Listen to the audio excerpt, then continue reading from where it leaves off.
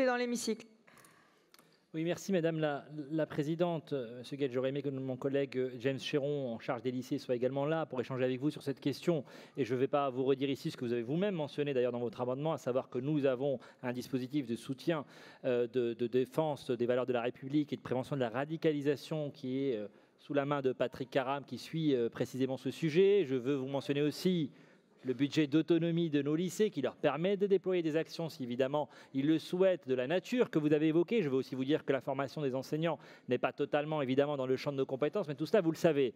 Mais je veux surtout vous dire que si vous souhaitez qu'on avance sérieusement sur ce sujet de la défense de la laïcité, eh bien il faut que vous soyez au clair vous-même. Il faut que vous soyez au clair vous-même, Monsieur Guedj, pas vous personnellement, mais vous sur les rangs de l'opposition de gauche. Quand on s'est opposé maintes et maintes fois à la charte de la laïcité de la région, quand on a voté 26 fois contre cette charte de la laïcité, quand on l'a déférée devant le tribunal administratif maintes et maintes fois, pardon de vous dire que ça vous disqualifie pour venir parler ici de défense de la laïcité au sein de cette institution. C'est la réalité. Vous avez été les fossoyeurs de la laïcité dans cet hémicycle, avec vos alliés de la France insoumise, main dans la main. Et donc, pardon de vous dire que vous n'avez malheureusement aucune crédibilité sur ce sujet.